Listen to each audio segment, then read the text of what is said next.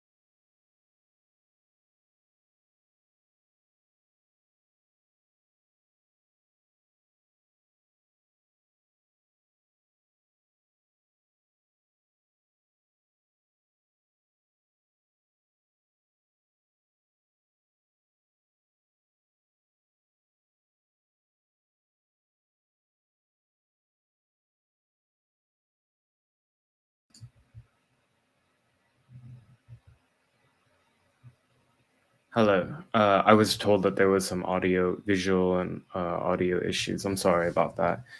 Let me check the comments right now to make sure that things are okay. I'm testing out a new feature of screen audio sharing, so apologies if that didn't work. Okay, yeah, I won't be using that function anymore. Apologies. Let's see. What was the last thing you heard? Well, okay, I'll just start that over because I don't know what part it first. There's been an autonomous zone / occupation in southern Atlanta in a strip of land that is owned by the city. So in September of last year, the city council had voted to approve the future construction of a police and EMS and firefighters training facility. The land is owned by the city, but it's mostly trees and brush and some abandoned buildings. And in response to that, naturally, what happened is that Antifa and those on the far left mobilized there and started building like barricades and some basic infrastructure. Well, they took over what was already there and claimed it as theirs and said, and had made outlandish claims that the construction of this, what they called a cop city, would lead to more black and brown people getting killed. It's the same arguments we've heard now for years, that anytime police are funded or there's support for resources for them, that's terrible and that needs to be stopped. People need to remember that the agenda of Antifa and the anarchist communist far left is to abolish police. So, of course, a building of a training center is not something they're going to be okay with. And so they've occupied it to try to stop it. And it escalated now since last week into some pretty severe violence. And I would argue acts of domestic terrorism. Okay.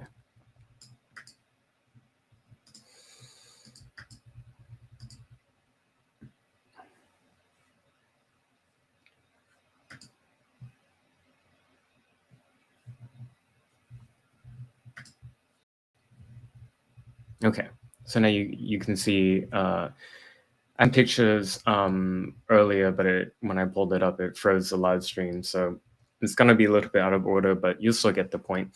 So um, how did I know that Antifa was involved? Well, if you look at the pictures that they've posted themselves, lo and behold, what flag do you recognize there on the upper left? That's the Antifa flag. So they they've been using several hashtags, but the main one is defend Atlanta forest. It's not a forest. There are some trees in an area that is owned by the city. So um, they put out some flyers recently, week of action, and I'll get into it, of how it escalated unsurprisingly into violence. Um, Antifa and violent extremists from across the US have carried out a number of attacks in solidarity with this occupation. So this is a screenshot from an Antifa website where people can submit like ownership of various attacks that are carried out. This website, for example, is also published some of the violent pro-abortion violence that happened recently and claims of responsibility. So there's been some like anonymous random attacks on businesses, and so one was in Alabama, one was Albany, and the message that they're sending out, and you can see they call this a communique, which is just French for communication. Stop destroying the Atlanta forest.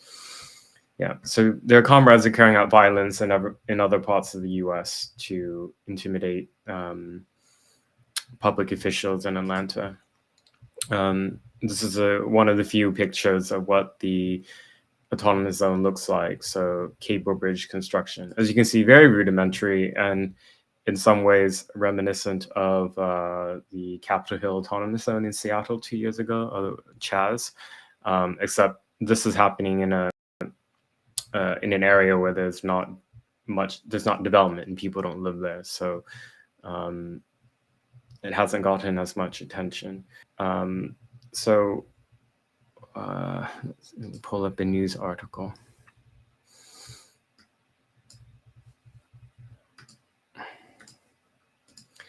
So the first attack that happened in recent weeks was on May 12th. And so the rioters went to the offices of the company that is contracted with the city of Atlanta to do the construction of this upcoming or future police training center. And the windows were smashed out and damaged with these homemade paint bombs. And the rioters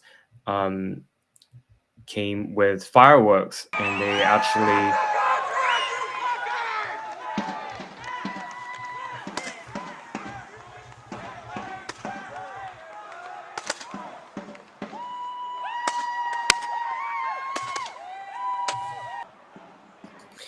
so that's just one of the videos.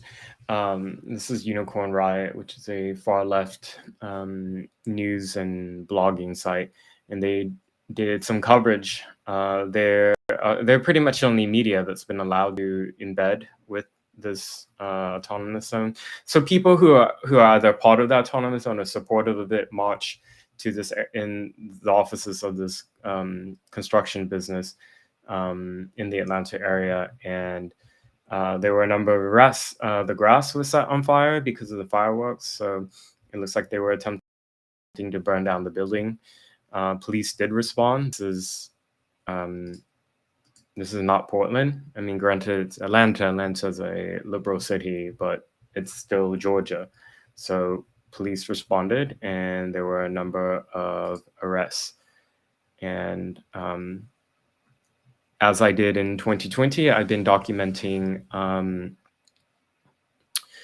the arrests one by one and investigating their backgrounds. This is really important because, as many of them did immediately, they scrub everything that's in existence online to make it so that you can't look into what they've written, what political ideologies they espouse.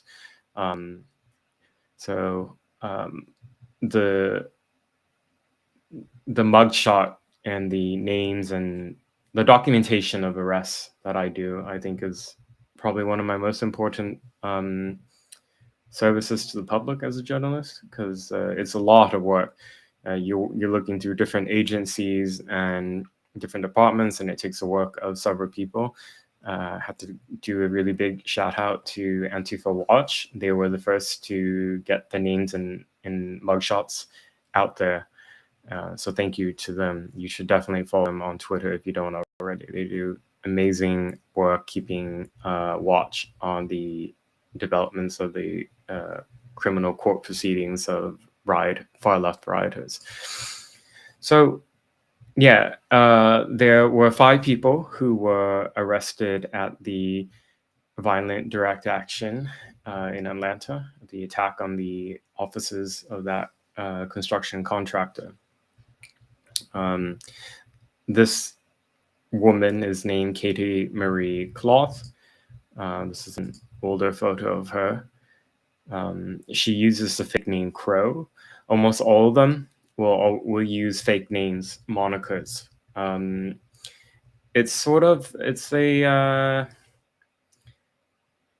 think that the far left militant groups in activist circles do that to sort of give them a sense of more importance, right? It's kind of like they adopt a whole new persona when they get involved in these cells, and who they were and the families they came from doesn't matter. What matters is who they are now, and so they adopt new identities and quite frequently adopt new genders as well, and drastic appearance changes, as you will see. So yeah, this is Katie Marie Cloth. This is from her booking photo from the arrest on May 12th in Atlanta. 2 more arrests. Joseph William Turner on the left, and Tyler John Norman.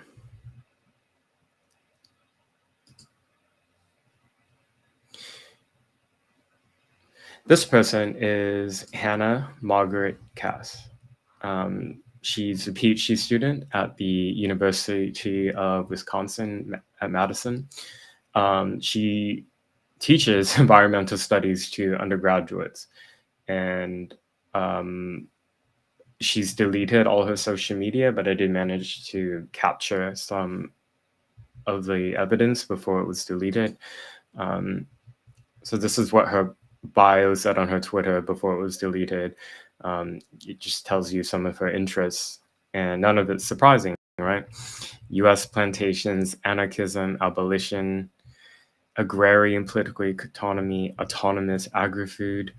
So they have this fantasy when they do this autonomism that they can really establish like a commune where food can grow, and that there's no capitalism, that there's no work, that people just take care for one another and it can run well. And I'll post some of the photos later of the autonomous zone so you can see what it looks like.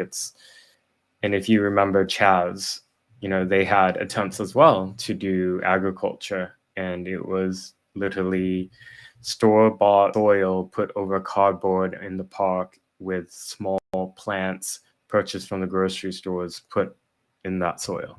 That's what they did. Hannah Cass, yeah. Here, she's announced that she was teaching a undergraduate class, a 100-level course, Environmental Studies, Social Science Perspectives. This is a photograph of her.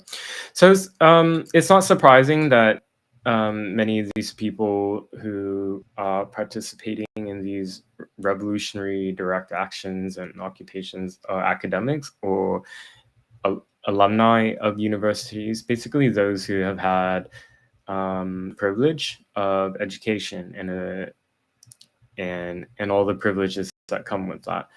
And they get radicalized either at university or before, and they spread those ideas to other students as the suspect, I assume, did based on her very open interest and very radical anarchist ideas. Another arrestee. This is Julian Aiden Goldberg.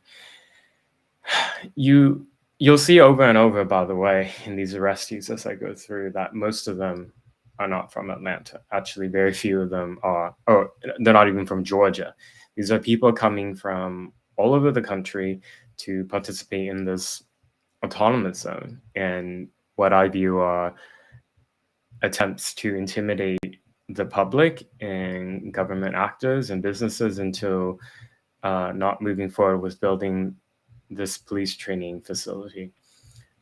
So Goldberg, he is a developer for the company We Share Solar, which is based in Berkeley. And all evidence I could find is that Goldberg is known residence is still in Berkeley. I looked into his background on his LinkedIn and elsewhere. He was very good, privilege of a good undergraduate university education. He was very involved in anti-Israel activities as an undergraduate.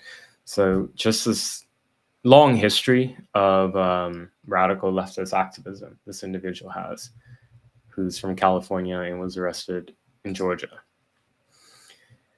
I'm asked all the time, where are they getting their money? Well, here you can see it right away. So there's a GoFundMe. Pull it up. For the people to be able to travel stipend. Look at that. They raised over $5,000. This is just one of them. There's several, by the way, that I could find, and there's probably more that I haven't been able to find. I'm reading this post. This is a fundraiser to help the QTBIPOC. That stands for, let's see if I can unravel this acronym. Queer, Trans, Black, Indigenous People of Color. Help them pay for travel and other needs if they desire to come to defend the Atlanta forest. Yeah, and then it talks about Two-Spirit people, Indigenous, Black, Latinx, etc. Yeah, so I mean, there's some significant donations, Look at this one, this anonymous donation at the top for $700. A lot of small number amounts, 50, 50, 100. It adds up. It's in GoFundMe, by the way, doesn't allow fundraising for violent extremism. But these type of activities these campaigns don't get shut down. And now let's see, when was this made?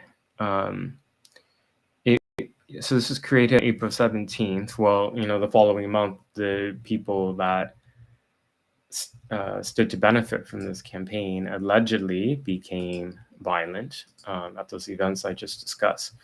And one of the people that was arrested and one of the violent direct actions actually had donated to this particular crowdfund, by the way.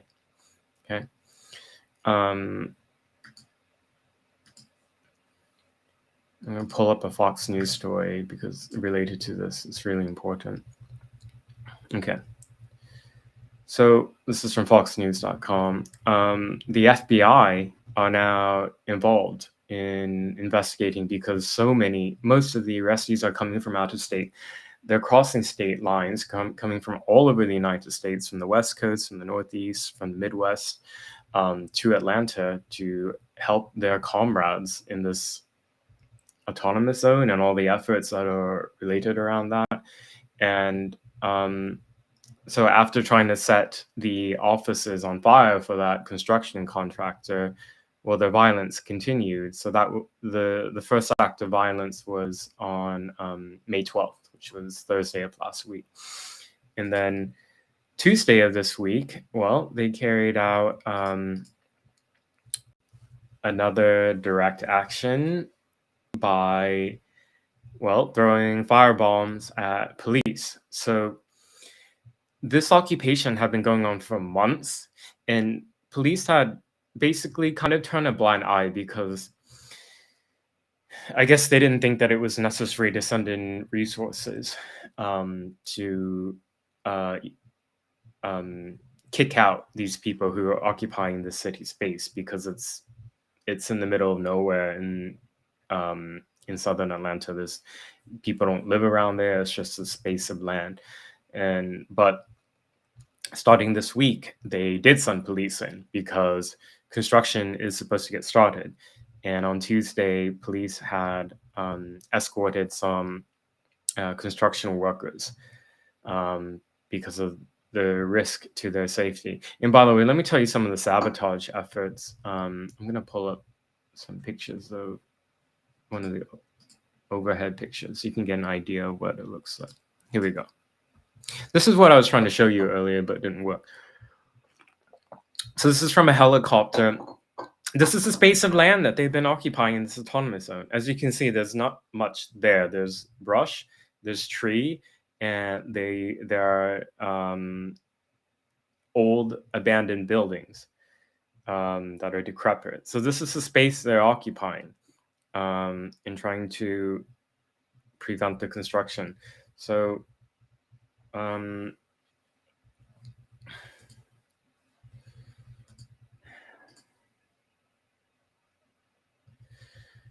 when police had escorted in several of the construction workers, then that's when the violence was escalated by these militants there. And this led, well, during the raid, what eventually became a raid on Tuesday,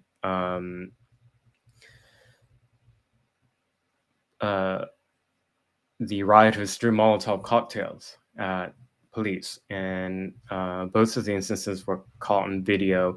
One of the Molotovs caught fire, the other one did not ignite. I'm going to show you the body camera footage of the one that did catch fire, and the rioters were hiding in the foliage, so you can't see them, but the firebomb that they threw missed the target, fortunately. But yeah, I'll just show the video.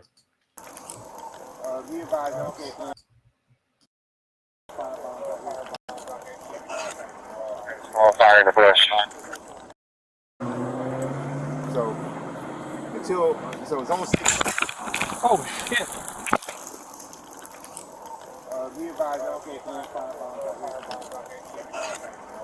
Small fire in the bush.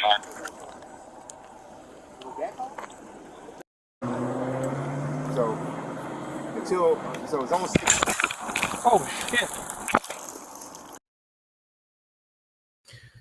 So yeah, that was. And by the way, the spokespeople for this autonomous occupation went to the press and lied about how there was no evidence for a firebomb being thrown. Well, now we have video. We have video from multiple angles, by the way. That was the body camera footage, but there was also footage from CCTV cameras. So there were 7 people that were arrested on this raid, which, by the way, police have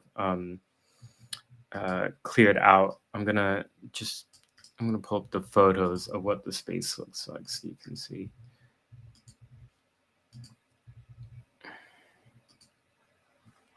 Okay. So you can see it's just a bunch of junk in the forest that these occupiers brought in. This was their attempt at building housing and infrastructure. In the picture I showed, there's this vehicle, and just remember it's a truck they set on fire. By the way, these are supposedly, I mean, one of the reasons that they've been giving the public, they say, is for environmental reasons, that this training center shouldn't be built, but they didn't have any issues setting this truck on fire because they were trying to burn down the forest as sort of a last-ditch effort during the police raid. Yeah, this is just their various barricades that were broken down. And so 7 people were arrested. I have the mugshots and names. I'm going to pull them up for you. So this was Tuesday of this week. That would have been May 17th. Okay.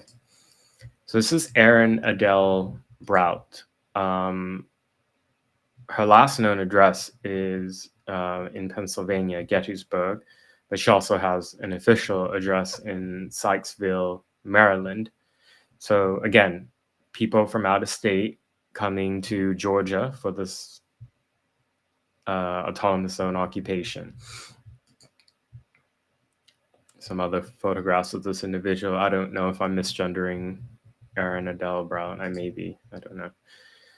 That's some of the jail booking photo, so you can see. What's nice about this booking jail information from, I forget the name of the county in Atlanta where this information is, but it's helpful that for the address that they list the city, state. A lot of arrest information in other counties don't list that, and so you have no idea where somebody is actually from. She's one of 7. This one is a bit of a sad story. I'm just go. So Abigail Elizabeth Gapayak, she was an intern in the Department of Justice. Back in 2020, she appeared to have a very, very bright career ahead of her. She was a student at the University of Minnesota. She's from Minneapolis, or she lives there, I should say. So again, somebody out of state. She had all these opportunities for her in DC. And so it's a photograph from 2020. This is a post that she wrote. So I have huge news for you all. I am extremely excited to announce that I've been offered an internship at the Department of Justice in their Office of Special Counsel of Immigration-Related Unfair Employment Practices. I will be working with the DOJ to ensure that migrants in our country are treated with respect when it comes to hiring, etc., etc. So, you know, she, like many liberals, seem to be optimistic about what she could do. And then I don't know what her radicalization story is, but within a year and a half of this posting, she was arrested at a riot in Minneapolis, in the Minneapolis area. It was in Brooklyn Center, Minnesota, just nearby Minneapolis. And that was a BLM riot there. And you can just, I mean, you see the sort of deterioration of their condition, not just her in particular, but in general with these people.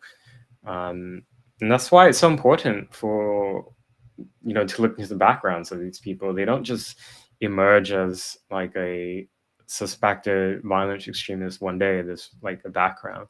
I don't know what radicalized her. Older pictures I saw of her, like her high school graduation photo, she looked like a really lovely young woman who was really excited and had all this opportunity and privilege. You know, going to university, studying political science, having internships in Washington, D.C., and then this. So this was the arrest photo from last year, and now this is the arrest photo from this week. Yeah, she's only 23. Yeah. Okay. Up next, another arrestee is Mariana Elizabeth Hoyt Langer. She's 24. She's from Seacliff, New York, another out-of-stater who's arrested in the autonomous zone in Atlanta. She plays the viola. She went to NYU. She's graduated and studied theater. Again, people with very privileged backgrounds, having the privilege to be able to study things like art and music and theater. Yeah. This is from her LinkedIn talking about her various interests in theater. Yeah, hair color. You see over and over again, like strong hair dyes in these mugshots, and in general among the far left. It's I forget what it's called in sociology or biology, but it's I mean, animals do it, right? It's a way of like visualizing, to the public based on how you look, the community you belong to. Yeah. humans do that, and the far left do that through bright hair colors and piercings and yeah. Okay.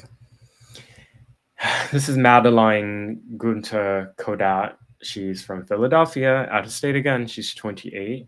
Oh, sorry, I'm misgendering Madeline. They, them. They use the fake name Matthias. Once upon a time, Kodat was a ballet dancer in Chicago. I don't know this person's radicalization process, but they studied critical studies, got a degree in it at university. And yep. This is Brooke Elaine Courtmanch. She's 26. She's from Worcester, Ohio. She was a student at Ohio University. This is her getting arrested.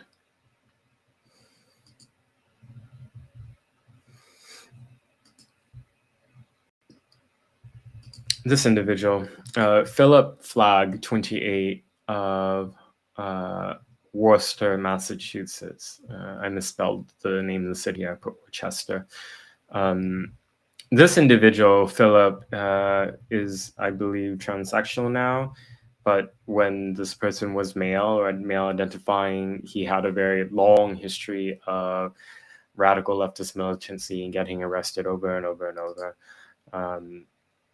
This is from another incident where, yeah. So similarly themed type of thing, right? Like preventing the construction of infrastructure. This is the individual, Philip A. Flagg. I don't know if this person uses another name now, a fake name, probably does. Okay. And this is Anna Jitsi Lee. This is the only one that I was able to confirm actually from Georgia, or at least lives there. Anna has an address in Gainesville. She's 38. She does have an arrest history. This is her, by the way, at that autonomous zone. You see she's smiling. This is from a prior arrest. I'm not sure the circumstances of what this arrest was about, but her mugshots are online. Yeah.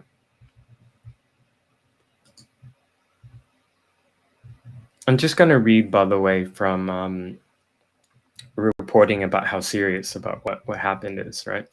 So on Tuesday, May 17th, law enforcement from several jurisdictions, including SWAT teams armed with rifles, conducted a raid on the burgeoning autonomous zone within the Atlanta forest, arresting 8 people and destroying 6 tree houses and other protest infrastructure. I'm reading from Unicorn Riot, by the way, which is a far left news site that I mentioned earlier and had shown some of their work. Again, they were the only ones that were allowed to go in and to be embedded with these people. After the raid, officers from the Atlanta police discussed using, quote, deadly force against protesters if they use Molotov cocktails. So that's from the scanner audio. This detail, by the way, has really angered Antifa on the left. They say that protesters using firebombs is not should not be met with deadly force. Law enforcement would disagree with that. What happens when a firebomb lands on an individual or a group of people? You're set on fire, right? And you can die from that, which is why when you carry out and use explosive devices like that, and it lands on somebody or near somebody, you're charged with attempted murder, as one of the Antifa has learned in Portland. There was an Antifa militant. He came from Minneapolis. I've talked about this before, and he hurled several Molotov cocktails at different riots, and yeah, he was convicted on it. He only got, I think it was 6 years. Okay. I found another, by the way, fundraiser for them. It's on opencollective.com. So they're using money, or they're using, campaigns on these sites to raise thousands and thousands of dollars to pay for their comrades to come from across the country. Here you go. I'm always asked over and over, where does the money come from? It comes from places like this, and it comes from people giving, anywhere from like $20, $50 to hundreds of dollars or $1,000 at a time, and they usually give it anonymously. And what's interesting though about opencollective.com is that the platform is actually very transparent in that you can see how the money is spent, or if you want to request money from your campaign, for example, you have to provide the reason if you're the one running the campaign. GoFundMe doesn't publish that stuff, so they're not transparent with that. This place is. Props to them for that. And look at what I noticed, by the way. If you look through it, and it's called the Forest Justice Defense Fund, they're spending hundreds of dollars on forest monitoring equipment. They purchased a drone as well. So they're buying a whole bunch of electronic equipment to spy on police.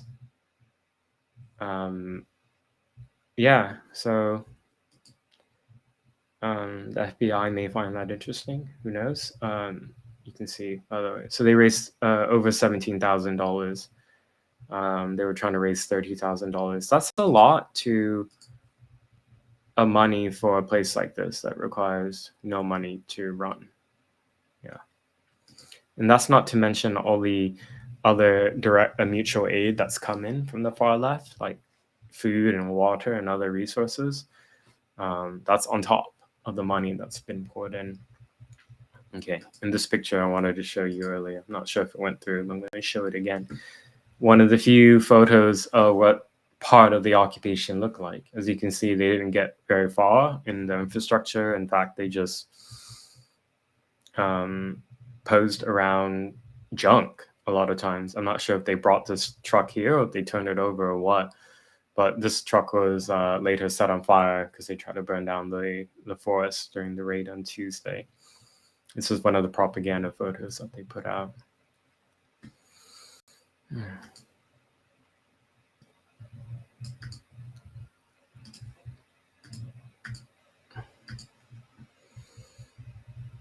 And by the way, here's one of the news reports about the raid on Tuesday. Protesters arrested after chucking Molotov cocktails at police over planned Atlanta Police Department training facility. Yeah, so these are acts of political extremism, and you might even call it insurrection, right? Taking over what is city property, private property, and claiming it as yours, and saying that it's that your laws no longer, American law no longer applies here, and if you try to evict us, we're going to use deadly force. Okay. By the way, for those who are just joining now, by the way, or maybe joined late, please send me some questions and comments, and I'll get to it soon. Thank you, everyone. Whew, what a week for news about the far left, and there's still so much more.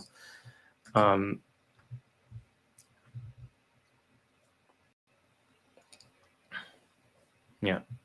So there is a Portland area far left radical who was arrested for child sex crimes.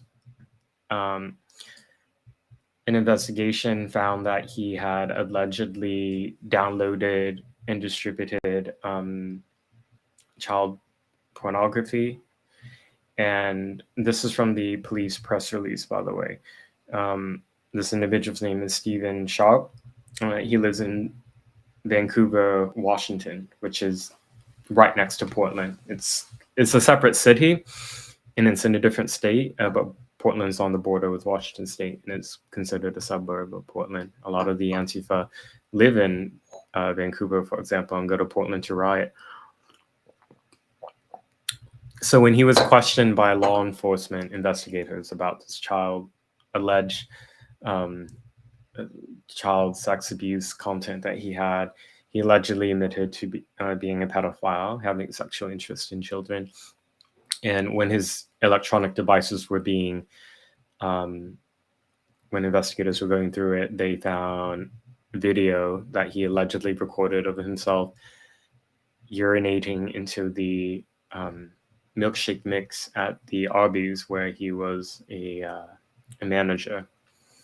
And so I'm going to pull up his pictures, by the way. That's him in us. Yeah. Stephen Shop.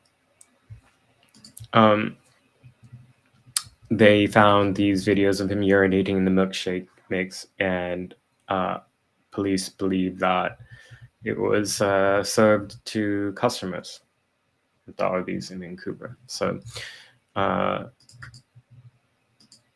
there, I'm going to pull up the official press release from the Vancouver police. Yeah, so they're asking for those who may have gone to the Arby's. It's at 221 Northeast 104th Avenue, Vancouver, Washington, on October 30 and 31, 2021.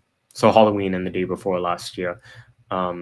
If you got a milkshake from that day, they're asking for you to reach out to the Vancouver police.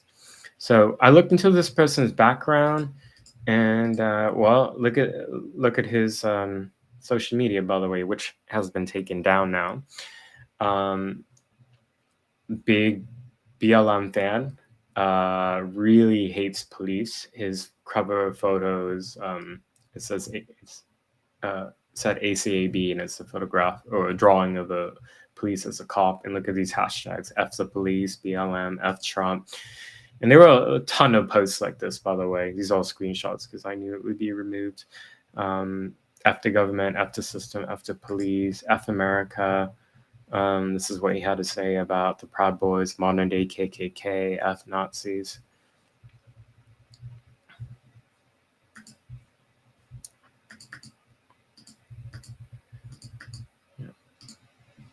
And there's a report on the Post Millennial, by the way, which you can read more details about this.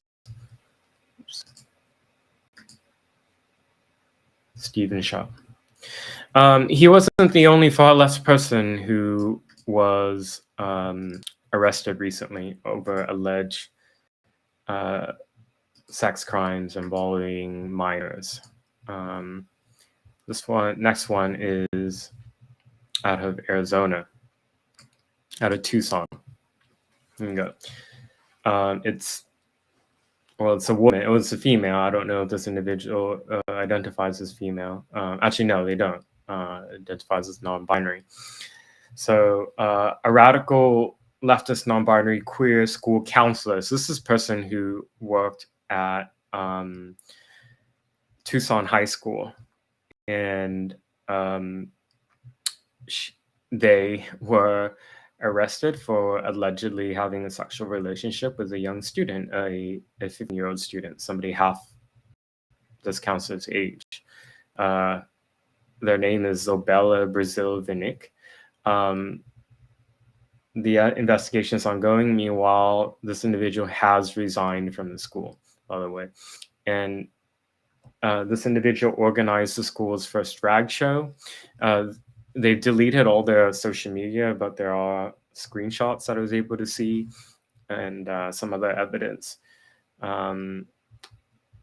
This individual has a long history of leftist politics. They were involved with this Arizona anti-Trump group called Arizona Resist. And this person is just marinated in CRT.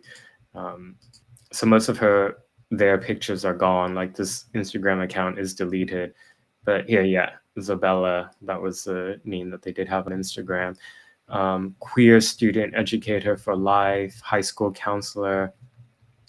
This individual went to NYU, identified as several genders, she and they. This is when they worked for a nonprofit in Arizona that tries to get scholarships for illegal foreign nationals in the United States. And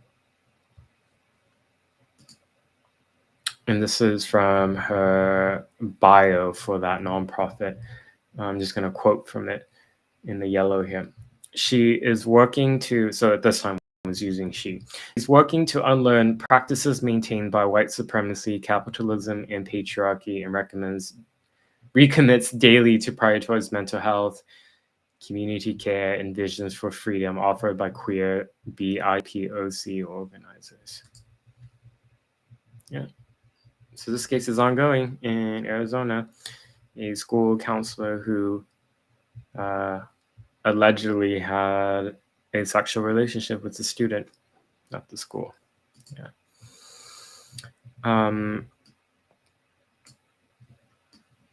So there's been in the news, well, unfortunately, a lot of shootings and gun violence, mass shootings in America in the last week. So the previous weekend in Buffalo, New York, which is what everybody's been hearing about and talking about, there were 10 individuals who were murdered, allegedly by a far-right white teenager, an 18-year-old man, who left behind a manifesto.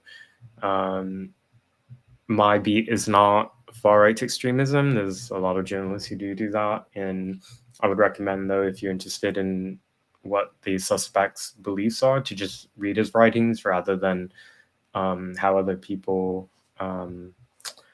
interpret it or the spin that they put on it. Yeah, so just based on the writings, a very deeply disturbed individual. And so that was on Saturday of last weekend, and then Sunday there was another shooting that has not gotten much attention, particularly after the suspect was known. So in Orange County, California, there was a mass shooting on a Taiwanese American church, and one individual died from that. Multiple were shot. The gunman was unfortunately stopped by the parishioners and has been arrested and charged. And the suspect is a man who is of East Asian background. His name is David Wenwei Chu. He's 68 years old. The sheriff in Orange County said that this man was originally from China, and that the FBI has opened a hate crime investigation, by the way, because this alleged shooter appears to have been motivated by hatred of those who have Taiwanese identity. So there seems to be some type of like Chinese or anti-Taiwanese sentiment here, possibly. So that was the other mass shooting that was unfortunately quickly brushed over. And a little bit of good news, I suppose. There's been a wanted gunman in Dallas. There was a really shocking shooting of 3 Korean women on May 11th in Dallas, Texas. It was in an Asian American district in Dallas. It was at a hair salon. These were the photos that were released from CCTV. It's blurry. You just see a person holding a rifle running away. The suspect was described by Dallas police as a black male dressed in all black. So this didn't get much national attention, and for the reporting that there was on it, they omitted some key details about the suspect, such as his race, which you see quite often. If a suspect in some type of crime is black, they headlines and mainstream reporting will leave that out. It's part of this belief that showing mugshots or describing suspects who happen to be black, that's stigmatizing to black people. I disagree with that. I think particularly if there's a wanted criminal, you need to give as much description as you can, right? And just describing a person as a male doesn't cut it. Anyways, A suspect was apprehended. Is Jeremy Throne Smith. He's 36.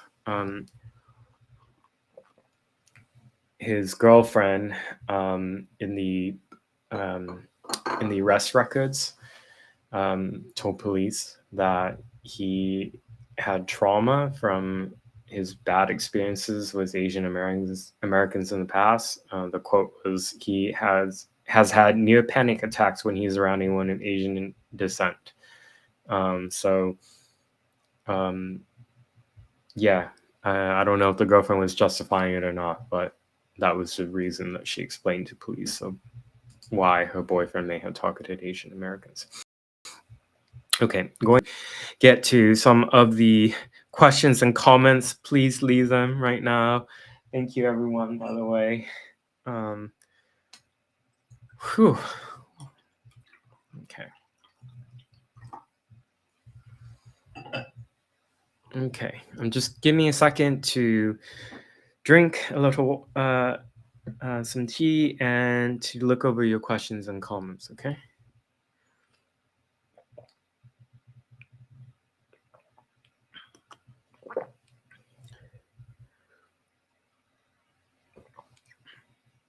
So the user with the name The Markets Man asked, how do you maintain your sanity when monitoring these head cases? And I'm assuming he's talking about all the arrestees that I just documented.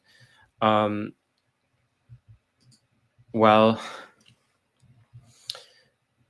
it's hard work, and I have a whole team of people behind me, by the way, who are, I can't name them. Some of them would be put at risk by Antifa on the far left, but I have people who are really helpful, and as a team, we work together to be able to put out and gather this information, because it's impossible for one individual to do. And what's difficult about with crime records and crime reporting, what makes it really hard is that different agencies, like in different places, let's just focus on one country, America, you have from state to state, county to county, city to city, all these different agencies where the websites are entirely different. Their systems for requesting public records are entirely different. So learning that and getting through the bureaucracy, some places make it so that you can request online court records or booking photos. Other places require you to go in person. It's very antiquated, by the way, and out of date. But unfortunately, some places are like that. Some places charge money for you to get arrest information and all that. So huge acknowledgement to those who do similar work to me to dig into this, because on the left they have so many, they call them researchers, but these are Antifa activists who gather information on targets, and they have they don't even just have a team, they have like a whole army of people doing it, which is why they're so good at doxing, like releasing private information about who somebody's family is, where they live, where they work, etc. Yeah. Okay.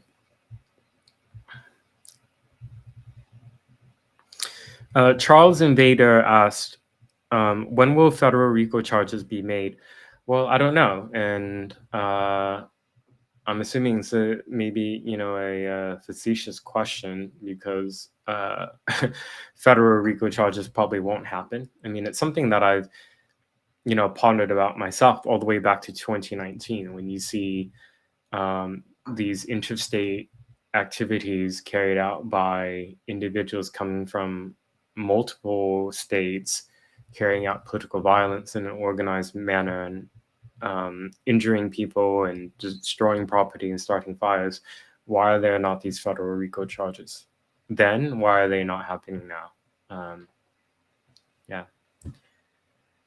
Who knows? Okay.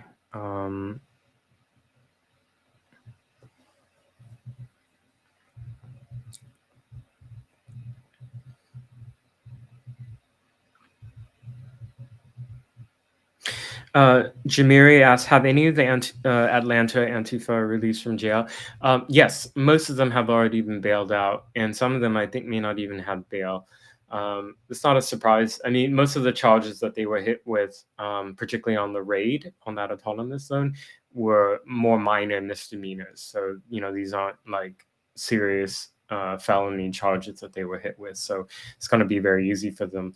But even if they were hit with serious felony charges, as has happened in Portland and other places, it's no problem for their comrades to instantly raise tens of thousands of dollars in cash to be able to pay the bail.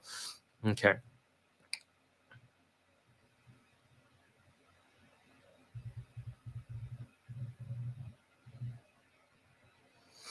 Rainbow Dreams 53 asks, why do police let Trump supporters get beat up and stand down for Antifa?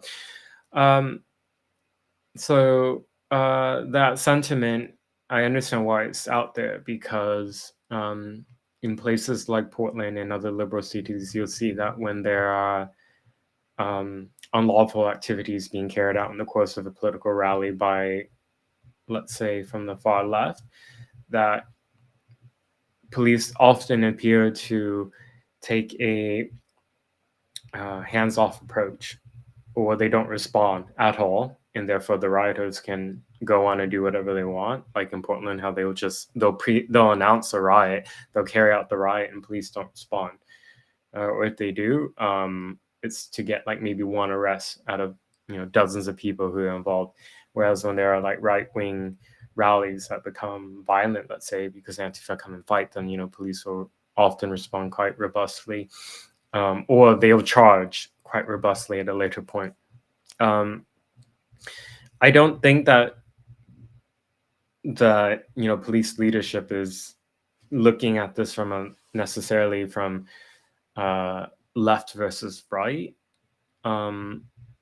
But I mean, that it affects it. When you're in a place like Portland, for example, where the police chief is appointed by the mayor in a city that is entirely, completely left wing, you have to answer to politics. And so for all the times that law enforcement in Portland has responded to far less violence, they've been met with lawsuits. Individual officers get investigated. They get put on desk duty during these investigations. Their lives are made hell. So all this has sort of created this environment where I think police, given their lack of resources in some places, think, well, why should we bother spending the resources on making these arrests when the district attorney is going to drop most of the cases anyways? And if there's some short video shot by some Antifa videographer showing an officer, let's say, tackling someone to the ground, disarming somebody, then that officer and his family gets doxxed. That officer may be sued, will get put on desk duty during an investigation. So all that creates the system of what you see in Portland now. Yeah, okay. Chimiri, this was just a comment. It's a good comment, though. Antifa acts like a gang, for sure. Yes, absolutely. I mean, that's kind of what it is. You have people who are in and you have people who are out. Many of their own former members, once they're kicked out, they are completely expunged from it, and they are told by everybody in the networks, you are to not affiliate with this person. You can get kicked out for any number of reasons, right? If you try to build a bridge with somebody on the right, if you talk to police, if you somehow release information that compromises the security behind the criminal operations that the cell carries out. These are all a number of reasons that you can get kicked out for.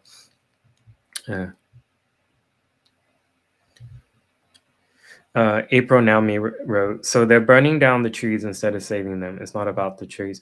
It looks like they attempted to burn down the trees. The forest didn't actually set fire. The truck was set on fire, though, by them. But yes, even though they claim to be like radical environmentalists within the the far left movement, you'll see over and over at the riots, they have no issues with polluting the environment by setting vehicles on fires or buildings on fires. I mean, I haven't seen any analysis of the environmental damage from the riots in 2020, by the way. Yeah, okay.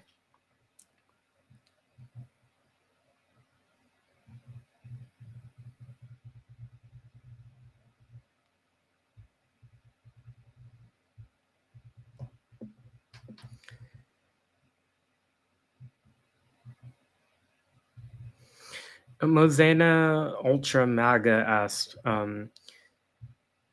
do you think the abortion protesters are Antifa?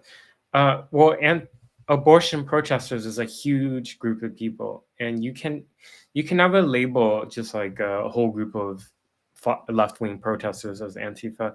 Antifa mock themselves to be recognized, by the way. So you can see it through the flags that they're wearing. The black bloc, the black uniforms is a really good, often a good signal of that. But it's the symbols and flags that they're carrying. You see them waving black flags, black and red flags, and they're dressed head to toe in black. That's Antifa. And those are not most of the pro-abortion protesters we're seeing, although increasingly, because the pro-abortion side has become radicalized in response to the Supreme Court Justice opinion leak, many of them have come to embrace Antifa and far left extremists as comrades in this battle.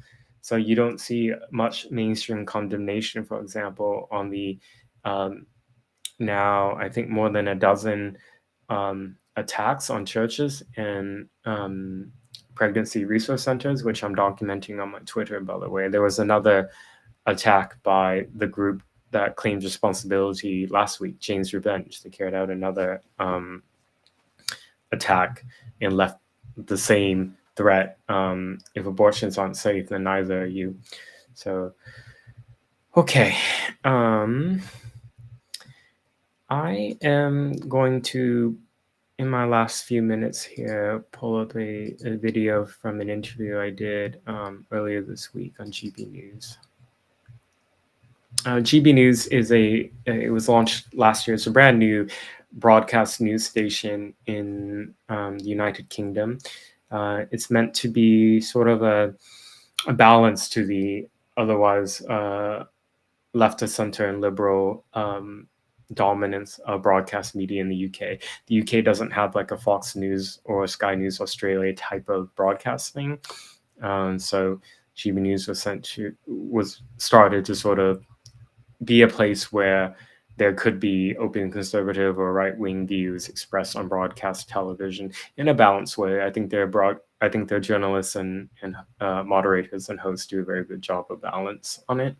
And I was invited earlier this week to be interviewed by Dan Wooten. He's originally from New Zealand. He's a great journalist, writes lots of columns in addition to doing hosts. And I'm just going to play a clip from that interview. So we should be worried about Antifa in the UK then? You should be worried, but at the same time, I'm not trying to overstate the threat. I think hyperbole is not helpful. I think compared to my country, your country's legislations to deal with violent unrest is a lot better. However, I think what is concerning, though, is that as more and more people take to direct action to protest whatever cause, I think if those in the mainstream aren't willing to condemn political violence, regardless of the political persuasion, that's scary. And that's a bad direction for this country. And I certainly, for some of the reactions from political violence that has happened in the UK in the past couple of years, there's been a lot of excuses for it. And how are you going, Andy? Because, of course, you had to deal with literal physical beatings multiple times in order to cover this story. I'm still dealing with a lot of the trauma. I know that word is overused a lot. I miss being on the ground. as a video journalist, but I'm unable to do that type of work anymore because of the death threats against me. And so... because you became a target for Antifa, right? Yeah, multiple times. And so my warning to the British public is not to be complacent and to assume that the status quo will always remain. There are those who are working through various institutions here and working from within to really try to undermine your rule of law as they have done in my country. And they will use violence because you're proof of that. Violence is a feature, not a bug, of their ideology. Indeed. Thank you, everyone, for joining me for this week's. This is episode 8 now of Weekly Notice. As always, those who, if you want to continue to follow my work, I have a website at andy-ngo.com. But this is my link tree, and my username on that is just AndyNGO. It's just my name. I have a locals where you can pledge monthly or an annual support. It really helps me, by the way. Actually, it doesn't just help. It's critical to my work to be able to do this full time. I also have a Patreon and a Subscribe Star. And if you just want to give a one-time donation, there's PayPal and Cash App and Venmo. My name on Cash App and Venmo is my Twitter username, and my Getter username is at Mr. AndyNGO. Yeah, and all my other links are on my link tree. Thank you again, and for your questions and comments. Apologies for the technical stuff in the beginning. The streaming stuff is hard. Yeah, okay, everyone. Have a wonderful Thursday evening, wherever you are in the world, and I will see you next Thursday at 7 p.m. Eastern Time. Thank you.